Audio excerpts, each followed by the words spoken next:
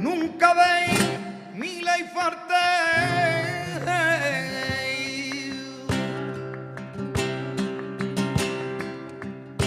Nunca veis mi ley fuerte.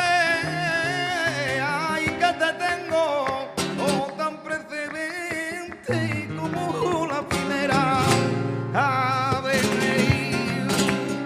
Ay, tan presente yo te había tenido como la primera vez.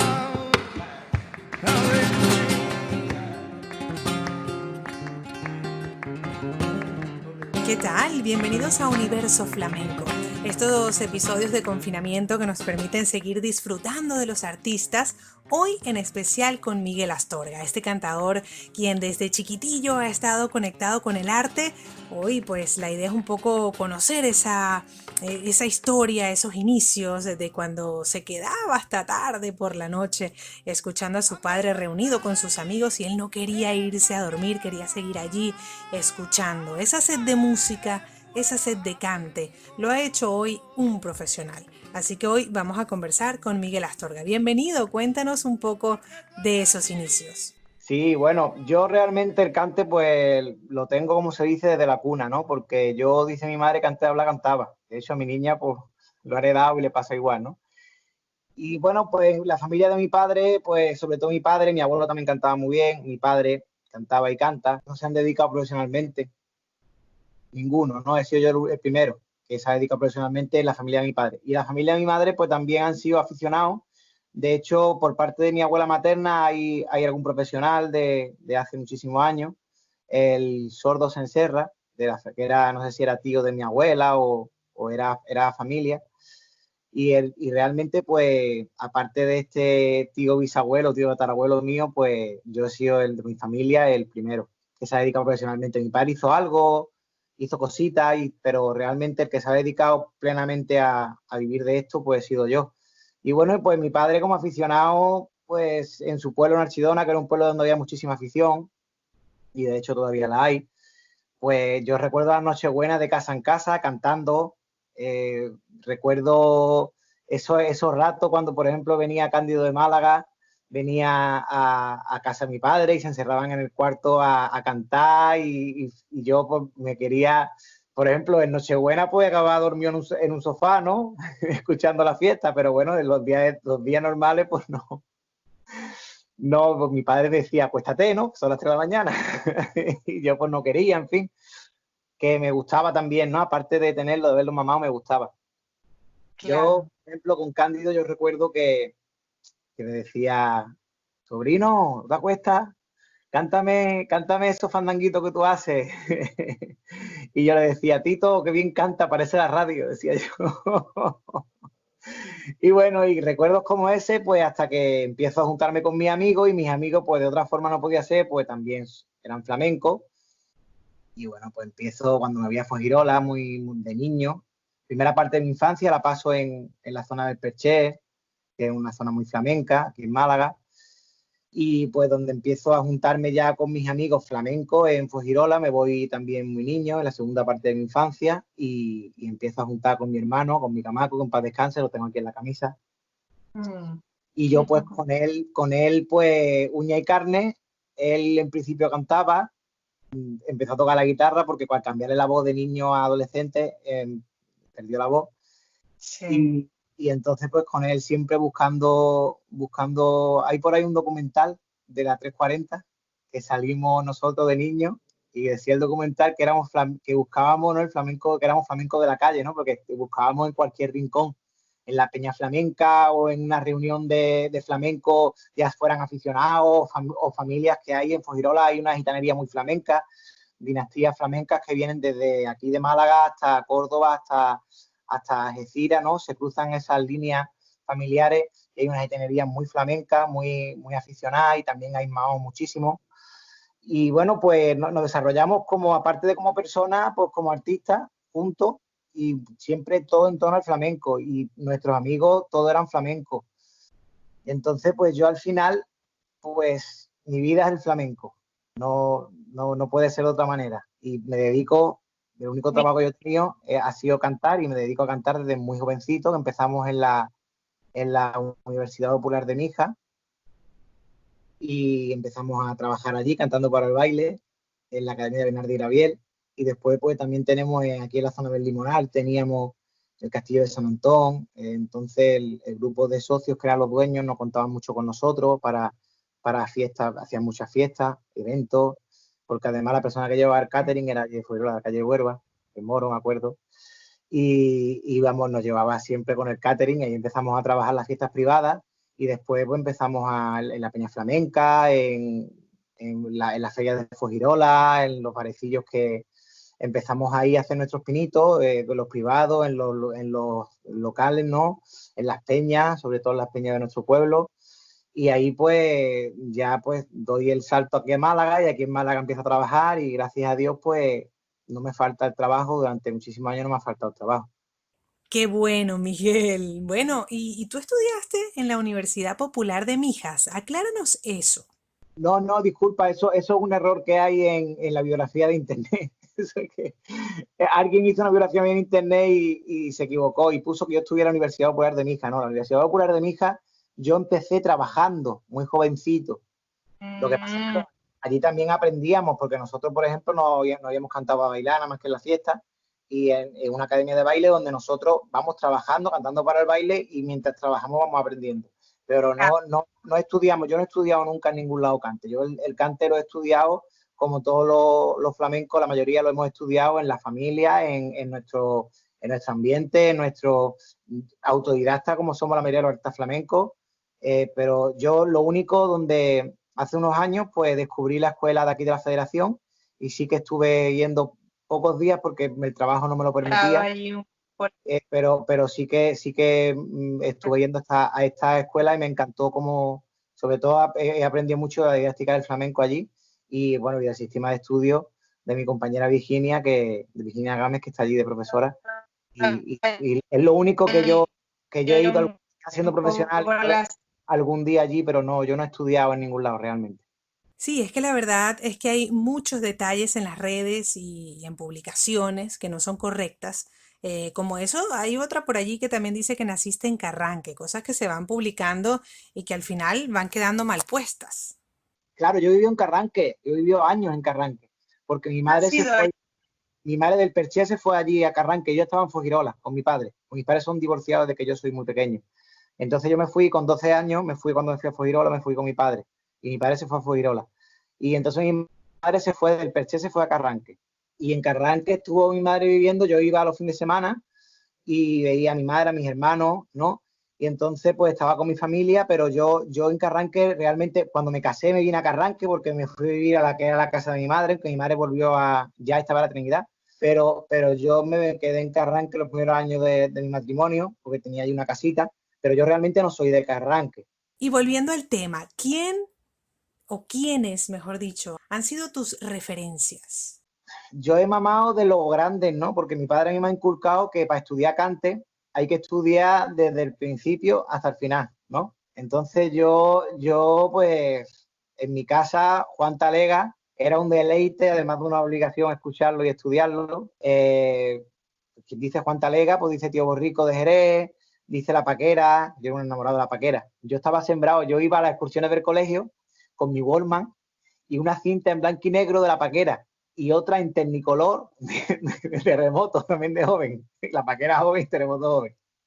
Y yo escuchaba, yo gozaba, estaban todos los niños ya con los Backstreet Boys y con la Spice y yo estaba con Terremoto y con La Paquera. Entonces yo desde niño, pues mi padre me inculca eso. Además, mi padre se lo toma muy en serio mi formación como cantador desde niño, ¿eh? Mi padre me dice, tú quieres cantar muy bien, pero vas a cantar, porque además mi padre siempre se ha quedado con la cosa de que yo no fuera guitarrista, porque a mi padre le hubiera gustado, a mi padre lo que más le gusta es la guitarra, aunque canta muy bien. Y de hecho el metal mío yo lo he heredado de él, pero a mi padre lo que le gusta realmente es la guitarra. Entonces él siempre ha hecho cosas ya te digo, trabajó poco tiempo como guitarrista y como cantador, pero sobre todo lo que ha hecho flamenco en la escuela, tiene un libro y todo, se llama Flamenco en Escuela, Miguel Astorga, también Miguel Astorga. Entonces, pues, él pues me inculcaba, ¿no? Me inculcaba y me enseñaba y ya que es la guitarra, que me compré una guitarra cuando nací, de Maldonado, que en paz descanse, del padre que murió ayer o antes de ayer, Y bueno, pues además mi padre vivía en la carretera Cádiz en aquella época al lado del taller de Maldonado. Y me compró una Maldonado de primera en el año 87 o así, 86, 87, no sé de qué año es, que eso es gloria bendita, y un pedazo de guitarra que le costó un dinero en su día, y me la compró y para que yo aprendiera a tocar la guitarra. Yo era un bebé. A mi niña la compró una guitarra de niño, por lo menos. A mí me compró una guitarra, que de hecho ahora la usa esa guitarra en mi casa es la mía. Mi padre siempre ha dicho, la guitarra del niño, ya veis, yo no la he tocado nunca, pero no sé tocar la guitarra. Es una asignatura pendiente. Entonces, pues mi padre, al no conseguir que yo tocara la guitarra, pues ya se lo tomó en serio del cante y dijo, tú vas a cantar, porque claro, yo la facilidad para cantar la tenía, pero eso en mi familia está en la genética. Entonces, pues mi padre era al cante como que no le dio importancia al principio, porque es una cosa que podemos hacer todos con facilidad, ¿no? Sobre todo él, mi abuelo, ¿no? Tenemos mi niña, tenemos esa facultad en la sangre para el cante, pero en la guitarra él, pues, se empeñó en que, y no lo pudo conseguir. Entonces, al no poderlo conseguir, me dijo, bueno, pues vas a cantar, pero vas a cantar de verdad. Y entonces ya pues me inculcó eso, ¿no? Y yo se lo agradeceré toda la vida. Y entonces, pues ya te digo, yo era un niño y yo escuchaba, ¿qué te digo? Los grandes maestros, ¿no? La Niña de los Peines, Tomás Pavón, don Antonio Chacón, sobre todo, pues más la generación más cercana, que en aquel entonces era más fácil de estudiar, que era la generación un poco más moderna, que pues hablamos de Terremoto, como ya he dicho, hablamos de La Paquera, hablamos de Juan Talega, hablamos de todo ese genio, ¿no? Fernando y Bernarda, Mairena, en fin, podemos estar diciendo aquí cantadores, ¿no? Por supuesto, pues también Remedios Amaya, Camarón, por supuesto, Pansequito, que además Pansequito era el primer cantado que a mí realmente me enamoró de muy niño, fue el cante de Pansequito, ¿no? Y a mi hermanito en paz descanse, pues le pasaba igual. Y yo de niño, yo dice a mi padre que yo estaba llorando y escuchaba Pansequito y me callaba. Y bueno, y después, claro, me gustaba mucho el eco de él, ¿no? Y después, pues ya, por supuesto, pues como buen cantado de mi generación, cuando escuché a Camarón me enamoré de Camarón de una manera que Camarón era mi ídolo y es mi ídolo, ¿no? Yo creo que no hay guitarrista de la generación mía que no esté enamorado de Paco, y no hay cantado de mi generación, yo creo, que no esté enamorado de Camarón, porque realmente son los dos genios de los genios. Ser un genio en el flamenco, que es una música donde el que no es muy bueno no puede, porque es la música más difícil del mundo, entonces el que no es muy bueno no puede funcionar el flamenco bien.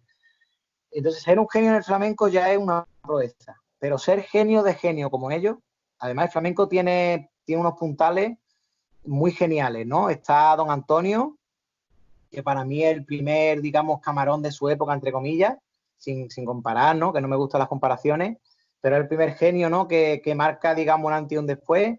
Está después, quien no escuchó por medio, pues tantísimos grandes, ¿no? Que todo el mundo ha amado, pero bueno, digamos que otro punto de inflexión lo marca, sin olvidar a Tomás, que para mí Tomás Pastora, los Pavones ahí marcan también la diferencia de una manera increíble. Y después, como no aumentaba Mairena, ¿no? Que Mairena, digamos, sienta las cátedras, es el creador del purismo realmente, la primera antología del 55, si no me equivoco. En fin, primera antología del cante gitano andaluz que se le denominó. Y después, pues yo pienso que entre Chacón y Mairena ya está Los Pavones, ya está Manuel Torres, ya está, en fin, es que hay muchísimos genios, ¿no? Que he hablado de Talega, ya he hablado de él, que ese es otro que es anterior a Mairena, en fin, y después, pues, después llega Camarón. Y ya para mí, después de Camarón, para mí, para mí, y quizás ni antes, ¿no? Camarón es el genio de los genios. Está el Chino de Málaga, que es otro genio que yo tengo a esa altura también. Porque del Chino ahí, de hecho, Camarón eran íntimos y eran muy amigos y bebían mucho uno del otro. Y ahí está el Chino y otros que no se conocen, y de aquí de Málaga, además, también de la pandilla de Camarón, ¿no? Que de los que se aprende muchísimo, de muchísimo Camarón, aprende todo el mundo. Por ejemplo, ¿por qué no mentarlo? Antonio Álvarez, es otro de los grandes que no está reconocido ni es conocido, y es otro que está ahí entre el Chino y Camarón también aportándole muchísimo. En fin, es que la historia del flamenco es tan bonita y tan complicada y tan larga que podríamos estar aquí todo el rato hablando de esto, ¿no? Así es. Vamos a hablar ahora de cómo encuentras tu propio estilo. ¿En qué momento dices, este soy yo? Porque es normal, al principio de pronto te escuchas, no te gustas, no llegas a las notas. El flamenco es muy exigente y bueno, aunque te has exigido, tu padre también ha estado allí contigo al pie del cañón. Llega un momento en que dices, sí, este sí soy yo. ¿En qué momento encuentras tu propio estilo? Bueno, yo ya te digo, el cante en mí se dio como el hablar, como el andar, algo que fui desarrollando, pues mientras yo me desarrollaba como persona, me iba desarrollando como cantador, ¿no?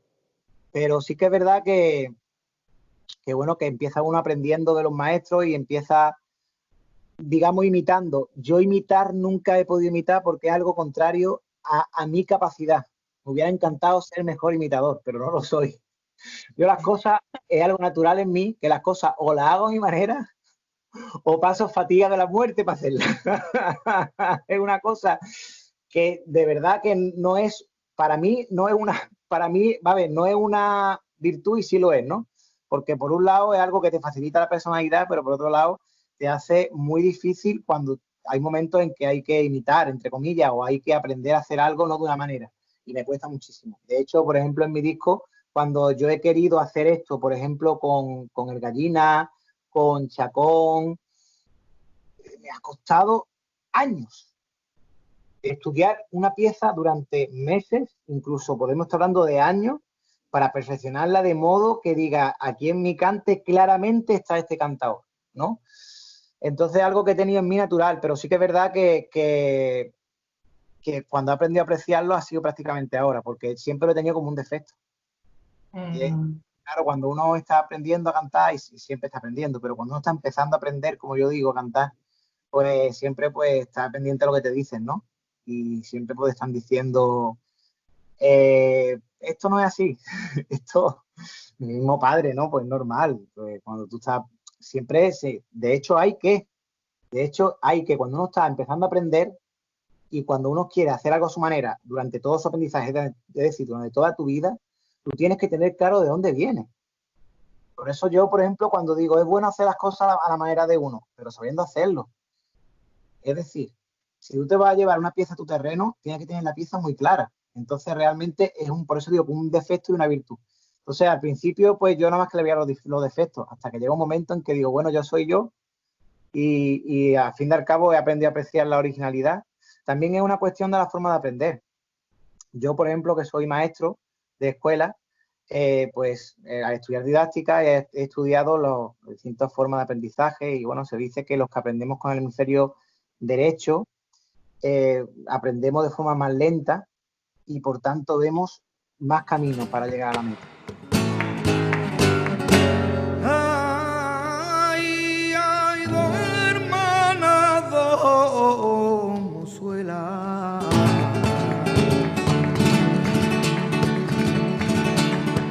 El barrio La Trinidad.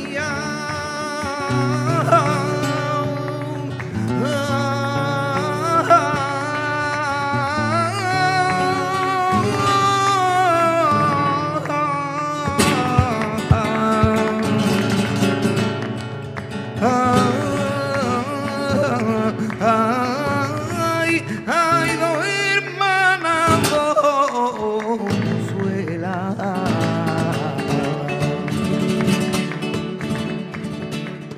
Continuamos con Miguel Astorga y me gustaría que habláramos de los mundos que te ha permitido ver el flamenco, porque bueno, has salido de Andalucía, has salido de España. Cuéntanos un poquito a dónde has ido y qué aprendes en esos viajes al exterior. A mí el flamenco, gracias a Dios, me ha llevado a muchísimas partes del mundo, desde Corea, desde Azerbaiyán, desde, ¿qué te digo? Rusia, muchísimos países, ¿no? Gracias a Dios, yo he salido, pues, a partes tan diversas del mundo como las que he dicho y podría seguir diciendo países, ¿no? He enriquecido siempre ver otros puntos de vista y yo siempre me ha gustado fijarme en eso, ¿no? En cómo ven ellos la vida, en cómo toman ellos las cosas, ¿no? Y yo siempre me he intentado fijar y aprender, porque siempre, además yo soy andaluz, los andaluces, la cultura andaluza, igual el flamenco, van de la mano. Es una mezcla de muchísimas culturas. nosotros nos hemos encontrado mirando a los demás para vernos a nosotros mismos, a todos los que han estado aquí, todos los que han... Entonces, al ser una cultura tan cosmopolita, pues yo como andaluz lo sé apreciar. Lo sé apreciar y sé aprender de otras formas de ver la vida. Entonces, eso siempre, pues, mi trabajo para mí ha sido un lujo. Claro que sí. Y ya pasando a otro tema, pues ya luego de 5 años de producción, más o menos, ve la luz tu ópera prima, Eterno Presente. Cuéntanos sobre esos 5 años de trabajo, ya que, bueno, nos contabas un poco que has tenido que estudiar bastante, que has tenido que prepararte muchísimo. A mí me empujaron al estudio. Yo no quería grabar, ni si yo tenía pensado grabar. Pero bueno, agradezco a amigos y familiares porque me empujaron al estudio. Y yo pues me metí al estudio sin saber lo que quería hacer. Es decir, realmente pasan 5 años desde que yo me veo obligado, entre comillas, a pensar en un disco sin saber nada de grabar ni sin saber nada de lo que yo haría en un disco en ese momento, hasta que Eterno Presente verá luz. Entonces, pues, durante estos años, pues imagínate, han sido años de aprendizaje, han sido años donde hemos tenido que parar más, hemos estado más tiempo parados que trabajando, porque Mm, habéis que parar por el trabajo, en fin. Y han sí. sido pues 5 años largos o cortos, depende de cómo se mire, porque hemos aprendido mucho, pero también hemos pasado mucho para poder conseguir sacar el disco adelante. Y hay que decir que antes de ese hijo, que es tu primer disco, pues ya tenías a tu hija Nayara, esa hija a quien además dedicas el single de este álbum. Sí, bueno, mi obra maestra es mi niña. Yo desde antes de que naciera mi niña tenía claro que quería hacerle algo a mi niña en el disco. De hecho, el disco se iba a llamar Nayara. Lo que pasa es que al final me recomendaron que buscara el nombre en el concepto del disco, ¿no? Pero yo soy un enamorado de mi hija, como todos los padres, pienso yo. Y yo cuando tuve a mi hija, cuando yo vi esa cosa tan perfecta y que además la había hecho yo, entonces, pues yo decía, es que yo creo que no voy a hacer nada más mejor en mi vida. Entonces, pues pensé, mi disco se tiene que llamar Nayara. Y de hecho, pues ya estaba el tema medio pensado, ya tenía muchas cositas mi niña de letra hecha, que yo le he hecho a mi niña, ¿no? Y bueno, de vez en cuando la voy soltando. Pero yo pues pensé que quería trabajar el palo de los caracoles, que era un palo pues prácticamente en desuso, o sea, se ha hecho muy poco. Es un palo además que tiene durante la historia del flamenco, no sé si 2 o 3 letras diferentes, durante 80 años que lleva ese palo funcionando. Entonces yo quería hacer algo con ese palo, tenía idea y quería ponerla en práctica y a la vez quería hacer una canción a mi niña. Entonces al final digo, voy a componer una canción, pero con la base melódica de ese palo. Y así pues intento aportar lo que yo vea a esa forma de trabajar el cante, ¿no? De coger que ya se ha hecho en otras obras, ¿no? Como coger una alegría, hacer una canción por alegría, o coger una bulería, hacer una canción por bulería. Pues yo quise hacer eso, digo, ¿por qué no lo vamos a hacer con los caracoles? Pues yo hago una canción por caracoles, que es algo que nunca ha hecho nadie, y a la vez pues trabajo el palo. Y así como trabajaste los caracoles, trabajaste también estilos de otros grandes artistas, de los que han sido tus referentes y bueno, tú los has llevado también un poco a tu terreno. Bueno, sí que es verdad que en la adaptación he intentado luchar en contra de esa forma natural mía de hacer el cante y sí que he intentado, porque he intentado recuperar conceptos. Entonces, para recuperar el concepto tienes que hacer el cante como lo hicieron ellos, ¿no? Entonces, sí que es verdad que Chacón es lo que más me ha gustado el disco. Intentar cantar, primero porque es un genio y después porque me cuesta mucho cantar como otro. Entonces, no, pues, obviamente no canto como Chacón, ojalá, ojalá cantara como Chacón, pero sí que he intentado que suene a él y he intentado recuperar el concepto de don Antonio Chacón en La Granaína, que es un concepto que contemporáneo prácticamente a él es, de hecho, vivieron en la misma época Manuel Vallejo, y Manuel Vallejo lo que hace es, cuando una vez que crea La Granaína don Antonio, Manuel Vallejo la desarrolla con un concepto contrario al que ha mostrado Manuel Vallejo, perdón, don Antonio Chacón. Es decir, don Antonio Chacón trabaja los tercios cortitos, a la vez son tercios cortos, pero con una riqueza melódica y que dices tú, esto cómo va, estas escalas, estas armonías, estas melodías, cómo lo hace este hombre en un tercio tan pequeño, ¿no? Que eso es, para mí, desde mi punto de vista, más difícil que hacerlo en un tercio más largo. Y sin embargo, pues Manuel Vallejo pues, alarga el cante de forma magistral, genial. pero busca ¿no? darle esa complejidad en alargarlo, que es contrario a lo que hace don Antonio. Lo que pasa a la historia es lo que hace Manuel, y yo he querido que lo que hizo don Antonio en su día, pues esté ahí. Ya antes que yo, lo hizo Chacón. Incluso Rosalía ha hecho algo, la verdad que bastante bueno, ¿no? En ese aspecto, pero antes que ella, pues lo hizo Morente. Pasa que Morente era otro genio, y Morente, pues al final, pues fue Morente, ¿no? Incluso Guadiana he visto algo en directo de él, también haciéndolo con Chacón, también recuperando, pero siempre es lo que pasa, ¿no? Que yo echaba de menos, ¿no? Esa fidelidad, que es lo que a mí me cuesta, ¿no? Si él hacía el tercio de esta medida, hacerlo de esta medida, porque para mí lo genial y lo que yo he querido resaltar en ese trabajo es que en ese tercio tan pequeño él conseguía cosas complicadísimas. Y, por ejemplo, él los finales los hacía cortos, que hoy en día se hace largo porque Manuel Vallejo lo hizo largo. Por ejemplo, Guadiana lo hace largo ahí, de forma magistral, me encanta Guadiana. Pero ahí Morente, creo recordar ahora que lo intentó hacer como él, como Chacón. Pero realmente yo creía que tenía que dar mi punto de vista en ese aspecto y pues aprovechar para intentar recuperar también esa forma del cante, que es una forma que me parece que es magistral, ¿no? Y que tiene que estar en la corriente contemporánea de hoy. Genial, de verdad. Bueno, y ya tenemos el disco disponible en plataformas digitales para que la gente pueda escucharte, llevarte a todos lados y además se pueden utilizar tus temas en las redes sociales, algo que a mí me encanta. Ya tú puedes publicar historias y ese tipo de cosas que, bueno, en la actualidad son del día a día, pero que en otra época eran impensables, ¿no? A mí me gustaría, ya para terminar, que nos contaras un poco los proyectos que tienes en mente. No sé si ya has pensado en algún disco, no sé, qué te está rondando por la cabeza pensando en el futuro. Bueno, de disco y de cosas hay proyectos por ahí que no me de pelar. Pero el caso es que ahora mismo lo que yo veo es eterno presente. Veo todavía que mi disco tiene que dar mucho más de sí a la hora de promocionarlo, quiero que me conozca mucha más gente.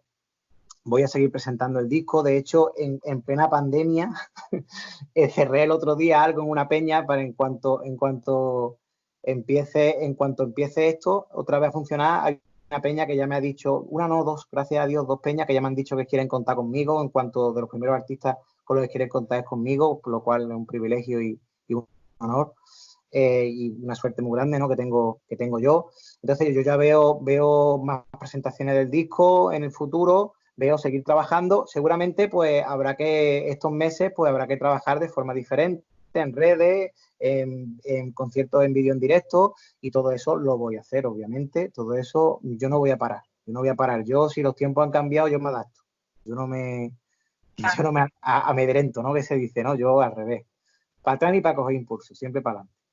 Eso es. Bueno, Miguel, me ha encantado poder estar contigo este ratillo y bueno, no estaría de más recordarle a quienes nos escuchan, a quienes también nos pueden ver en las otras plataformas, cuáles son tus sitios, tus redes sociales para seguir cada uno de tus pasos y estar atentos a las noticias que vienen por allí. Sí, bueno, las redes y los sitios son Miguel Astorga Cantaor. Ese es el nombre de mis 3 redes principales, que son con las que trabajo y con las que voy a hacer tanto vídeo en directo, conciertos en directo, en cuanto ya pueda verme con un guitarrista o con más compañeros, que podemos hacer algo en directo, como donde se van a anunciar cuando empiece a ver las actuaciones, digamos, físicamente hablando. Miguel Astorga Cantaor, Facebook, Instagram y YouTube. Muchísimas gracias por este ratito y ojalá nos veamos muy pronto. Nos despedimos escuchando Nayara, single promocional del disco Eterno Presente de Miguel Astorga. Hasta la próxima semana.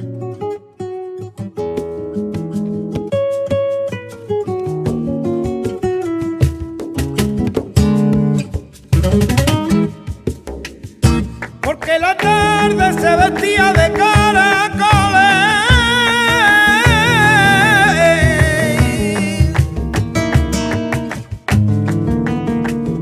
porque mi niña la pintaba de 100 colores.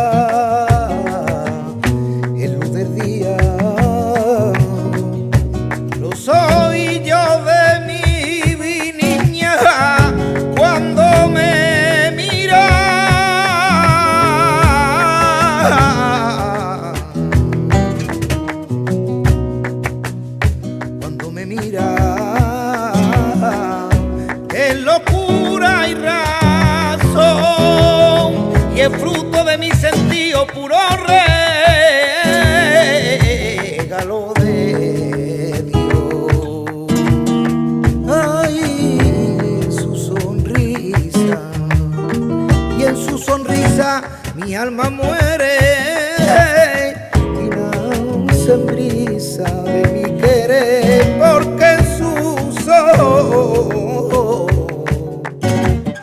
me voy a perder. Porque la tarde se vestía de caracoles, porque mi niña la pintaba de 100 colores, porque la tarde se vestía de caracoles, porque mi niña la pintaba de 100 colores.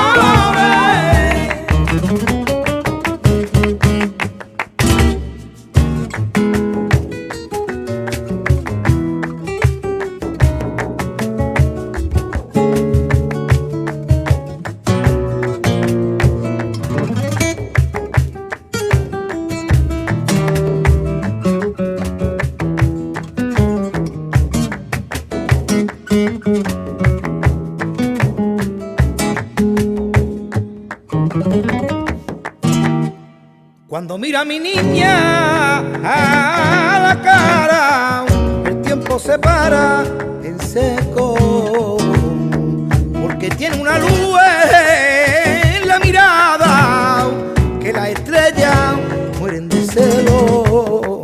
Ay, la estrellita del cielo, ay, caracoles, ay, caracoles.